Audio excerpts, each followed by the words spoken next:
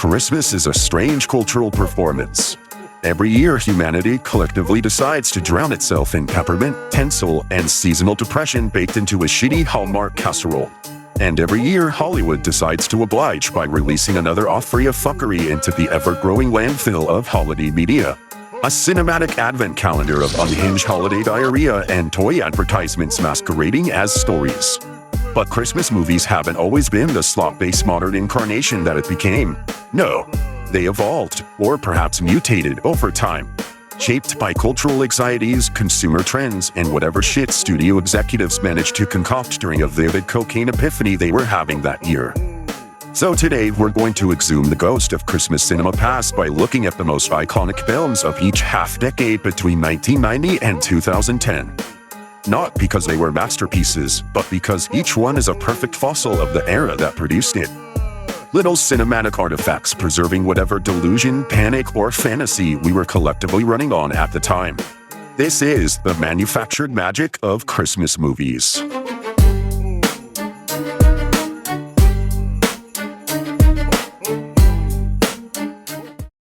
Now, before we begin, I should admit up front that Halloween, Thanksgiving, and Christmas are my holy trinity of seasonal escapism.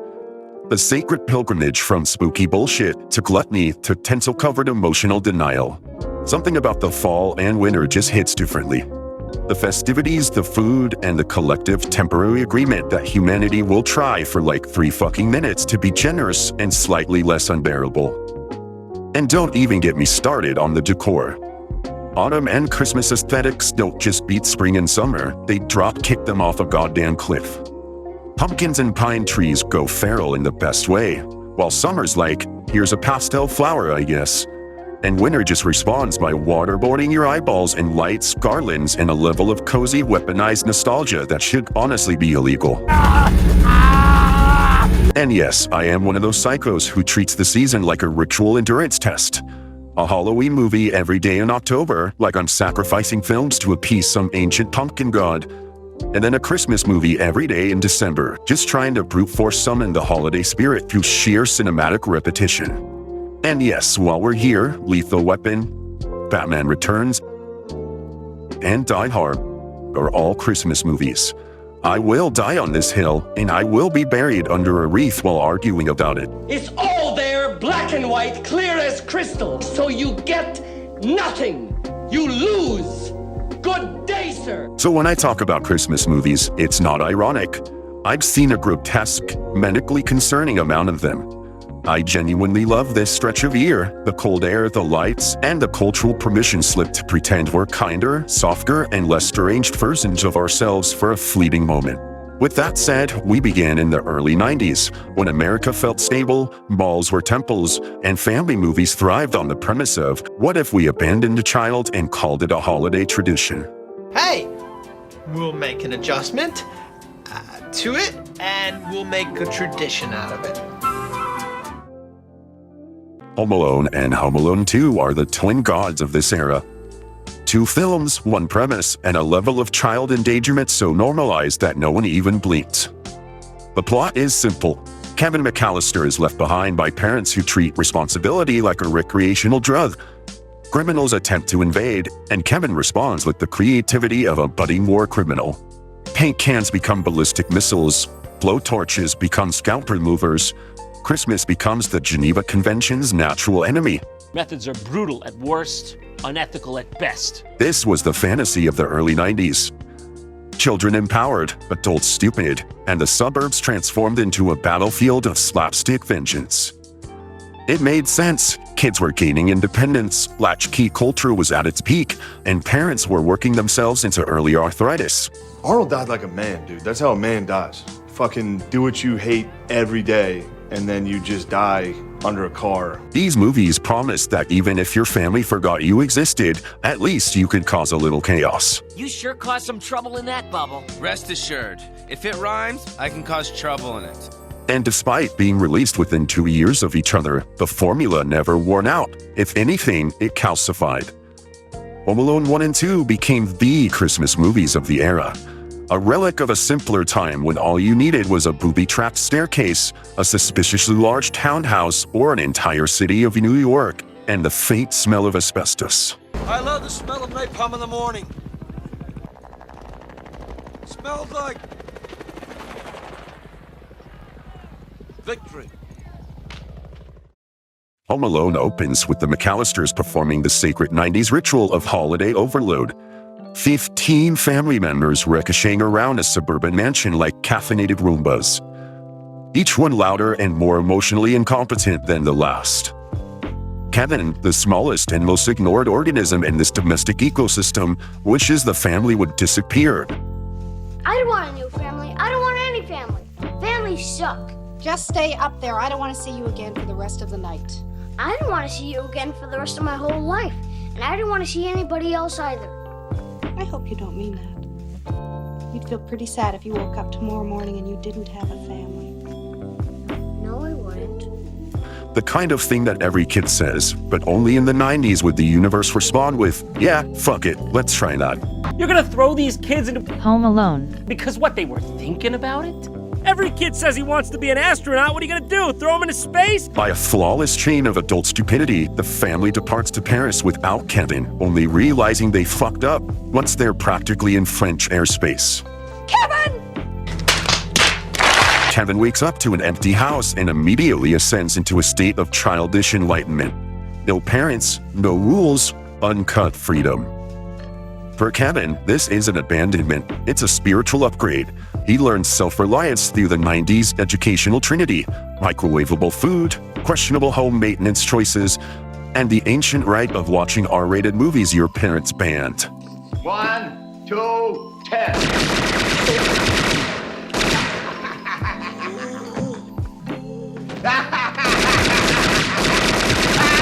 Meanwhile, burglars Harry and Marv mark the McAllisters' house as their prize. Because nothing says adult competence like attempting to rob a house defended by an 8-year-old. Kevin responds by transforming the family home into a fucking OSHA violation museum. Every step, door, window, and surface becomes an IED of cartoon violence. Paint cans that could shatter bones, molten door handles, and a blowtorch that could peel the scalp faster than a barber on mess.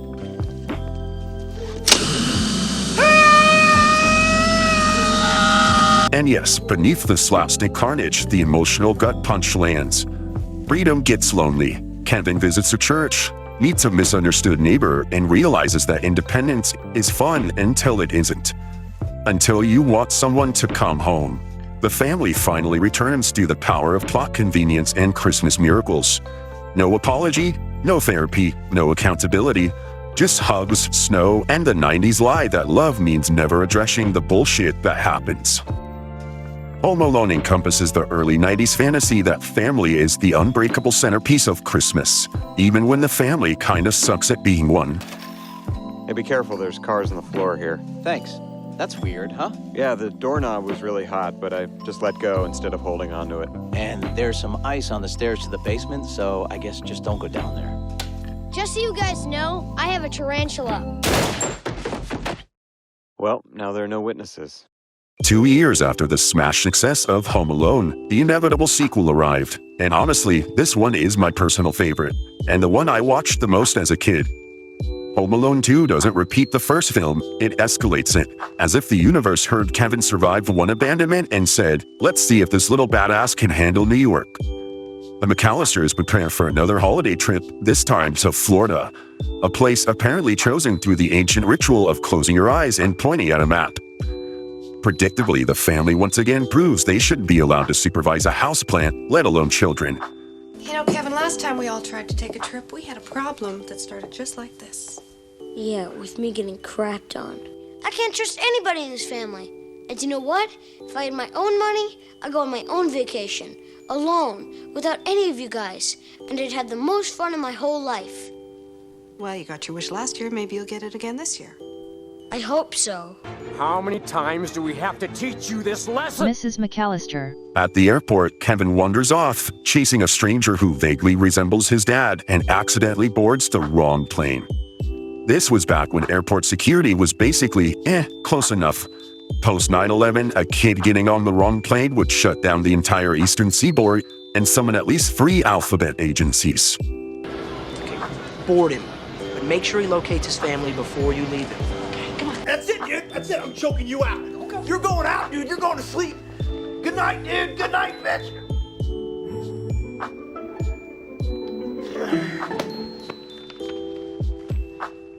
Your head of security just choked himself out. Kevin lands in New York, alone, unsupervised, and brandishing his dad's credit card like a golden ticket. Excuse me, but this is an emergency. Yes, sir? What city is that over there? That's New York, sir. Yikes, I did it again. Here's where Home Alone 2 diverges. This isn't the story of independence. It's a class fantasy, a child's dream of unlimited luxury. Kevin checks into the Plaza Hotel, meets the would-be president. Excuse me, where's the lobby? Down the hall and to the left. Fully staffed with godlike confidence, eats room service feasts like a tiny fucking emperor, basically becoming a walking indictment of wealth and equity, but in a fun Christmas way. 1, 2.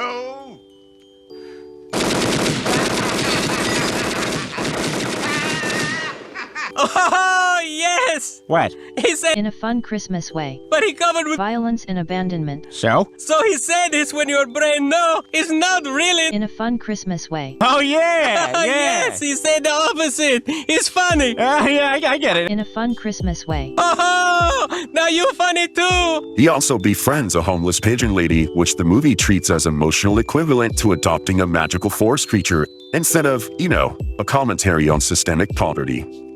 This is 90s optimism at its most delusional. The belief that kindness alone fixes structural despair. Then, the coincidence of coincidences. The wet bandits, now the sticky bandits, appear in New York planning on robbing a toy store. There's nobody dumb enough to knock off a toy store on Christmas Eve. Oh, yes, there is.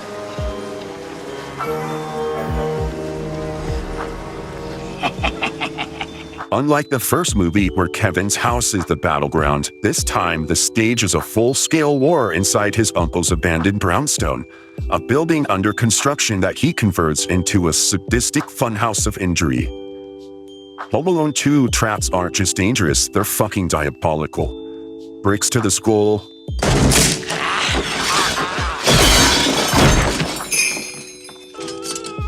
electrocution sequences straight out of a medieval torture manual, and falls that would liquefy a normal human. Emotionally, the movie pivots on Kevin's visit to a toy store. Mr. Duncan embodies the idealized version of Christmas that capitalism tells you still exists somewhere beneath the plastic. Generosity, innocence, goodwill untouched by profit margins. Kevin realizes he misses his family not because they deserve him, but because luxury without connection is just another empty room. The reunion happens at Rockefeller Center under the biggest Christmas tree in America, because if you're gonna sell emotional catharsis, you might as well frame it with the most expensive backdrop available. Home Alone 2 solidifies the 90s delusion that children were indestructible, innocence was infinite, money solved everything, and Christmas could hit the reset button on any level of family incompetence. You unzipped me. It's all coming back. It's all coming back. I hate you. It's all coming back. You understand? I don't like it. I don't like to think about it. By the mid to late 90s, the cultural mood had shifted. The suburban fantasy was out. The capitalist death march was in. This was the era where Christmas stopped being a holiday and started being a full contact sport. Happy holidays, Greg. And to you, my friend.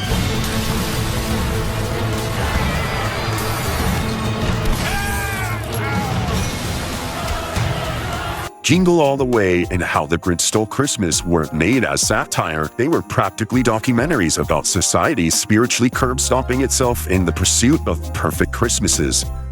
From parents fistfighting over Turbo Man dolls to Whoville treating holiday prep like militarized civic duty. Both films show a culture frantically trying to outbuy, outdecorate, and outjoy each other like a bunch of tinsel-covered psychos. In the real world, the toy craze ruled the landscape. Furbies, Tamagotchis, and Elmos that triggered riots in parking lots. Christmas wasn't about warmth, it was about combat. And both movies captured that dissent in their own ways.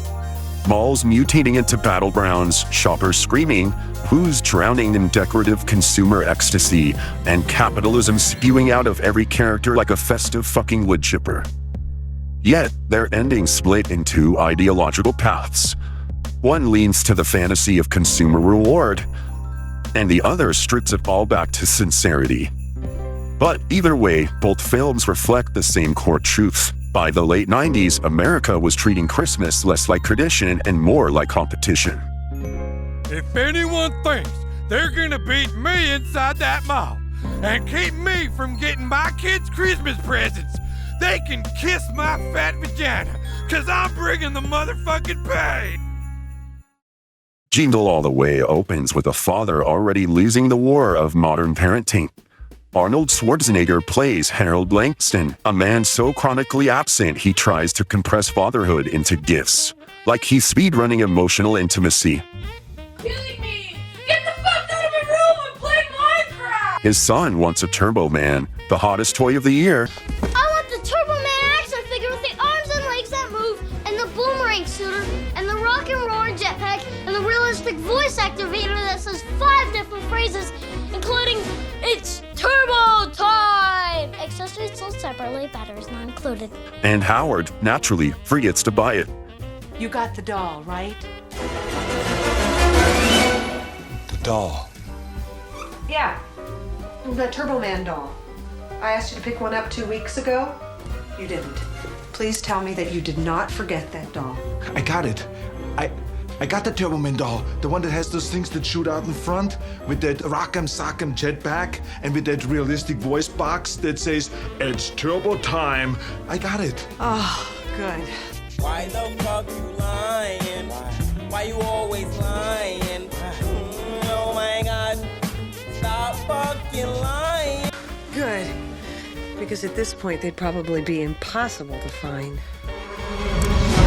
Because in the late 90s, forgetting the hot toy was the emotional equivalent of forgetting your kid's birthday and then stepping on every fucking Lego he owns.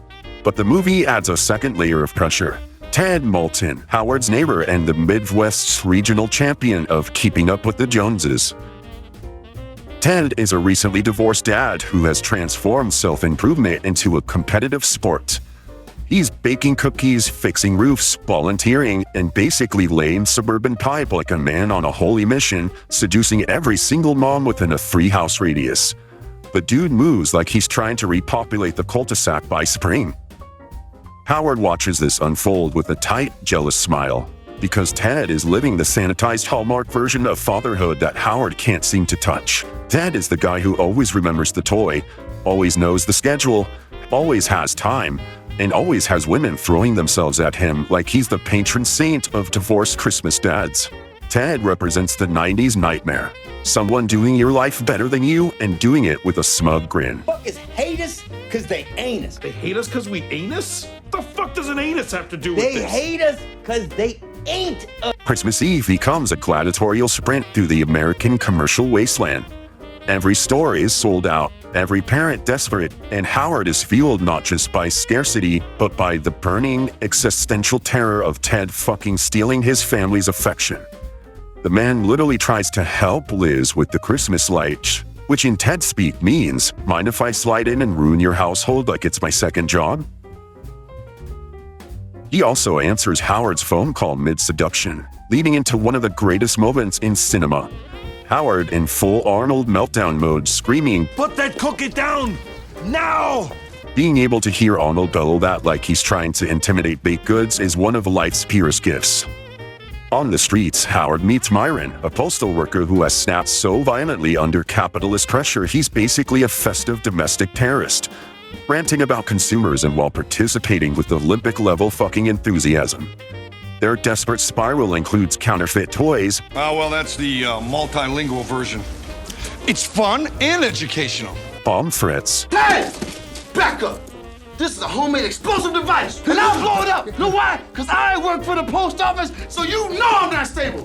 Ball riots. Petty crimes, and the kind of holiday bullshit that makes you wonder if this movie was secretly funded by the TSA. Howard's journey mirrors the late 90s shift. Christmas isn't about meaning, it's about acquisition. Love is proven through retail combat. Holiday cheer is measured in inventory counts. And the Turbo Man doll became a totem of consumer salvation.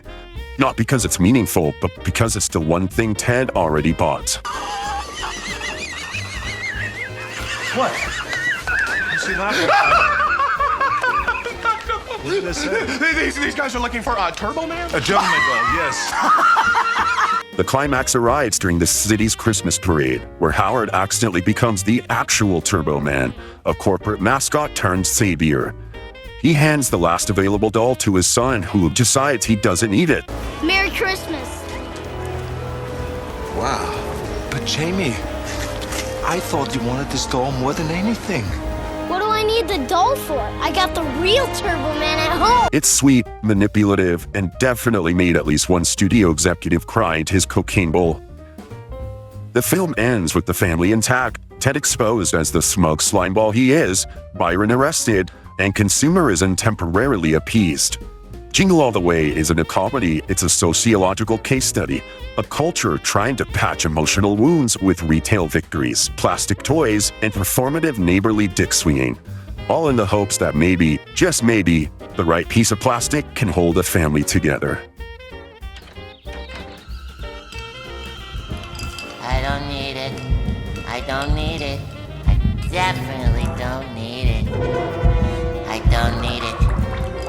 I don't need it. I don't need it. I don't need it. I need it! How the Grinch Stole Christmas, the Jim Carrey edition, isn't a film, it's a performance art, a bizarre, manic explosion of rubber prosthetics and unhinged energy. The Who's are terrifying, but Grinch is relatable, and the entire movie feels like someone laced a children's book with hallucinogens and handed it to a team of set engineers who hadn't slept in a week. You could tell I was on medication? Oh, sure. But that stuff doesn't make you write well. It just makes you write a lot. But beneath the chaotic exterior, it perfectly encapsulates the 90s holiday vibe. Excess, neon gloss, noisy commercialism, and the growing suspicion that Christmas had less to do with goodwill and more in mastering the art of forced cheerfulness. How the Grinch Stole Christmas opens in Whoville, a town so hyperactively cheerful it practically weaponizes joy. Every Who is obsessed with decorations, presents, lights, and the competitive holiday theatrics.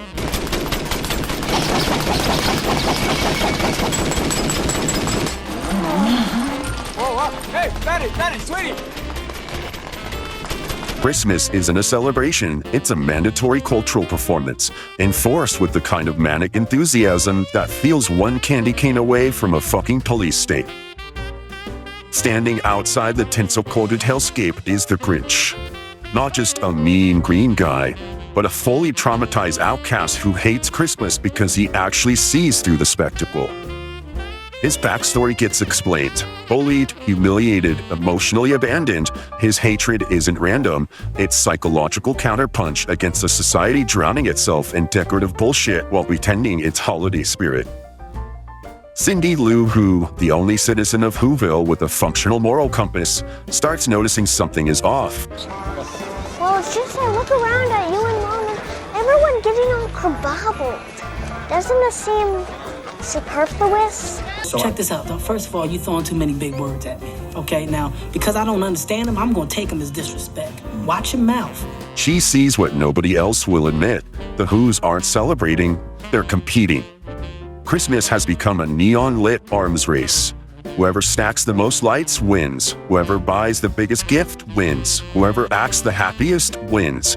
And the moment she questions the system, everyone treats her like she's committing cheerful fucking treason. Meanwhile, the Grinch reaches his breaking point and does what any overworked millennial would do given the opportunity. He decides to burn the whole ritual to the ground. His plan isn't just petty theft, it's cultural sabotage. He steals every present, decoration, wreath, stocking, and roast beast in town. Not to destroy Christmas, but to expose it. To make Whoville stare directly into the void where all their holiday meaning should have been. I hate Christmas. It makes me angry. Yeah. Sometimes I just want to burn it down. burn Christmas. down to the ground. And then the twist. When the Who's wake up to find Christmas stripped bare, they don't riot, they don't scream, they don't dissolve into retail-driven madness. They sing. Every Who down in Whoville, the tall and the small, was singing without any presents at all. Not because they evolved as a society, but because for the first time they've been forced to confront the terrifying possibility that maybe Christmas didn't require 40,000 kilowatts of lights and a half landfill's worth of wrapping paper. You can't hurt Christmas, Mr. Mayor. Because it isn't about the gifts or the contests or the fancy lights. That's what Cindy's been trying to tell everyone. I don't need anything more for Christmas than this right here. Meaning leaks through the cracks in the spectacle. The Grinch heart grows. He returns the gifts. Whoville embraces him, not because they defeated materialism forever, but because they temporarily paused their consumerist bender long enough to remember the fucking point. And let's be honest, Whoville is absolutely going back to their over-decorated nonsense next year. But for one brief moment, sincerity outweighed spectacle. How the Grinch Stole Christmas is the perfect mirror of the late 90s psyche. A culture suffocating under its own glitter, desperately hoping that somewhere beneath the merchandise, meaning still exists. Whoville joined hands and they sang all the same. And he himself, the Grinchy Poo, carved the roast poo. Then the early 2000s arrived, and the culture collectively crashed into a fucking wall. After the sugar-high optimism of the late 90s, society swerved hard into craving for sentimentality, comfort, and anything that reminded people of a simpler time. Remember Tatooine? Remember the torture droid? I remember Goonies. I loved Goonies. Which, let's be honest, never fucking existed in the first place. And out of that emotional debris walked Elf. A movie so aggressively wholesome it basically performs a psychological exorcism on you. Will Ferrell's Buddy is an adult-sized child powered entirely by sugar, hope, and unchecked emotional vulnerability. Stumbles into New York City like a cartoon character who escaped from a cereal box during a psychotic break. The plot is a gentle pilgrimage. A man seeking family, belonging, and answers to life's greatest mysteries. Why does everything taste better when it's drowned in syrup? And somehow, it worked. Because this was the era of healing narratives, of post-ironic sincerity, of movies begging you to believe that Christmas spirit was real and not just a shiny marketing crowbar used to pry open your wallet every December. Oh, did I tell you I'm getting married on Saturday? Really? Who's the lucky filly? I don't know yet. It's only Tuesday. Still plenty of time. That's true. She looks nice. I'll marry her. Excuse me, young lady. Will you marry me? You have such handsome wavy hair, I'd love to. I could stay at home and cook and clean for you, and laugh at all your jokes and look happy and pretty for you. Well, that's splendid. Elf was almost like a cultural reset. After a decade of chaotic consumerism and mall riot holiday energy, it reassures audiences that maybe, just maybe, Christmas didn't have to feel like competitive blood sports run by capitalism's most deranged elves. I started with one family of magic elves, and every year I needed more and more to keep up. Now they're just a sickly race of mutated genetic disasters. Elf opens at the North Pole, where Buddy, a human raised as an elf, discovers he doesn't fit in. He's too tall, too clumsy, too human, and built like someone who accidentally spawned into the wrong fucking species. The early 2000s loved this kind of identity crisis. Am I beast or man? Beast! Soft, clean, sentimental, the emotional equivalent of a warm blanket fresh out of the dryer. So Buddy leaves to find his biological father in New York City, carrying with him an unbreakable innocence of someone who has never paid rent, filed taxes, or been charged $9 for a cup of coffee. New York responds exactly how you'd expect. Confusion, fear, and mild violence. The holy trinity of East Coast hospitality. Passion fruit spray? Fruit spray? Sure.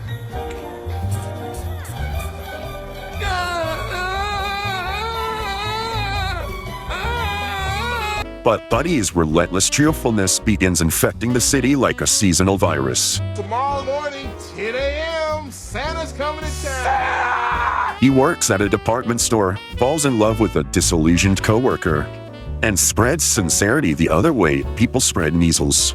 Meanwhile, his biological father, Walter, a chronically stressed children's book publisher, embodies the early 2000s emotional collapse. He's overworked, disconnected, spiritually desiccated, and one bad meeting away from flipping a table. Buddy's arrival forces him into sentimental rehab. I love you. Okay. Whether he wants it or not. As Buddy wedges himself into the family dynamic, the movie starts stitching together the central fantasy of the era. That years of emotional damage can be undone through the sheer violent power of innocence. Oh, God, it's so good. So good. So good and tasty.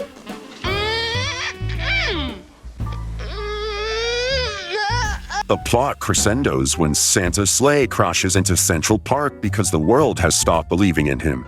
There's just no Christmas spirit anymore. A metaphor about cultural cynicism so blunt it might as well have been written in fucking crayon.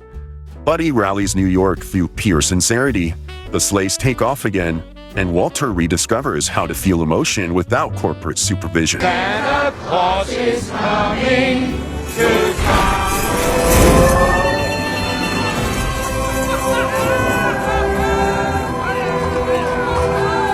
Elf ends with a healed family, a rejuvenated Christmas spirit, and the implication that nostalgia, when properly administered, is basically spiritual NyQuil. I am Christmas. It doesn't solve anything, but it numbs the pain enough to keep going. Elf is about a society desperately trying to remember what it once believed in, even if that belief is completely fictional, because the alternative was too bleak, too real, and too fucking depressing to confront. You see, Stan, as you get older, things that you used to like start looking and sounding like shit. And things that seemed shitty as a child don't seem as shitty. With you, somehow the wires have gotten crossed and everything looks and sounds like shit to you. It's a condition called being a cynical asshole. Oh no. By the mid to late 2000s, technology happened. CGI happened. Hollywood looked at Christmas and said, yeah, sure, but what if it was uncanny? And thus, we were cursed or blessed with A Christmas Carol, a motion-captured fever dream where Jim Carrey doesn't just play Scrooge, he plays the ghost, the emotional trauma, and possibly every fucking subatomic particle in the film. I'm a dude playing a dude disguised as another dude. It's dark, atmospheric, and visually unsettling in ways Charles Dickens could never have predicted unless he'd been huffing mercury fumes. Tiny Tim looks like he was rendered in a graphics engine that blew a fuse, rebooted itself, and said, close enough, before shipping it to theaters. But beneath the janky mocap horror show, it perfectly captures the energy of the late 2000s. As technology sprinted ahead at Mach 10, humanity wheezing behind it like a fat kid in gym class, and Christmas media manipulating into these glossy digital spectacles desperately trying to look epic or just justify their fuck-off massive budget. This film wasn't warm or cozy, it was a high-definition nightmare about guilt, morality, and being spiritually bullied by ghosts until you become a better person, which, honestly, is the most accurate portrayal of holidays I've ever seen. Wow, your kid is great. How hard you say you had to hit him? Fairly hard. A Christmas Carol begins in Victorian London. Rendered through the cold, plasticky glow of early motion capture animation, the perfect visual metaphor for a culture sprinting into a digital future it emotionally hasn't caught up with. Scrooge is a man calcified by cynicism, greed, and fear. I like being bad. It makes me happy. He's visited by the ghost of his former partner, Jacob Marley, a glitched-out, rattling nightmare who looks like he's running on hardware from a clearance bin at Circuit City. I'm giving her all she's got, Captain! If I push it any harder, the whole thing will blow! Marley warns Scrooge has become spiritually bankrupt. The haunting isn't supernatural, it's basically a pop-up warning telling him his soul is low on disk space. The ghost of Christmas past drags Scrooge through his childhood. loneliness, heartbreak, emotional manipulation, all rendered like a digital playback of trauma that someone exported at the wrong fucking frame rate. She had a nerve, child. She died a woman. The past isn't a memory, it's a corrupt save file of his life. Snap out of it. What? Wake up and not be depressed. Feel the sadness and just go. Shake it off. You do that? Or just let go and shake it off. Shake the sadness off. Another thing you can try, just smile. And you can laugh as well. The Ghost of Christmas Present reveals the world as it actually is, while the Scrooge has been too busy being a human cobweb. Families scraping by, people celebrating anyway, humanity persisting through pure spirits. Bob Cratchit's family becomes the emotional reminder Scrooge has spent his whole life dodging. Tiny Tim, rendered with earnest but unsettling CGI, haunts Scrooge with the future that feels algorithmically inevitable. Kind spirit, say Tiny Tim will be spared. If these shadows remain unaltered by the future, the child will die. Die! No, spirit, no. Well, that sucks. Then comes the Ghost of Christmas Yet to Come, the most chilling one because he's barely a character at all. He's a towering silent void, a walking graphical error pointing towards Scrooge's future. Unmourned, unmissed, irrelevant. It is likely to be a cheap funeral. For the life of me, I can't think of anyone who'd want to attend it. I don't mind going. Like fate auto-generated by a buggy Christmas engine. It's not just facing morality, it's facing obsolescence. Like Windows XP getting bricked by the next update. Terrified, Scrooge wakes up transformed. Mrs. Gilbert, Merry Christmas! Oh my God!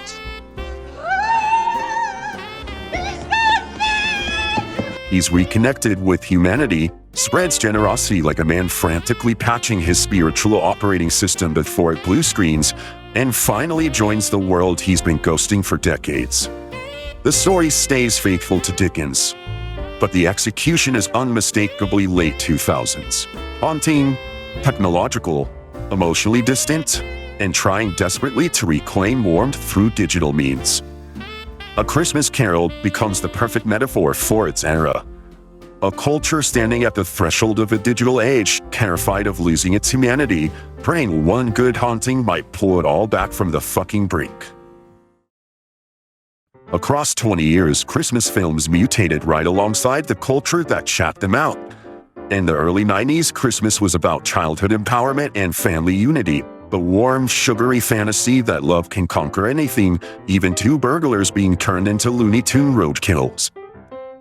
In the late 90s, Christmas turned into a full-blown retail apocalypse, a materialistic death spiral where the holiday spirit was measured on how many parents you had to elbow in the fucking throat to get a toy.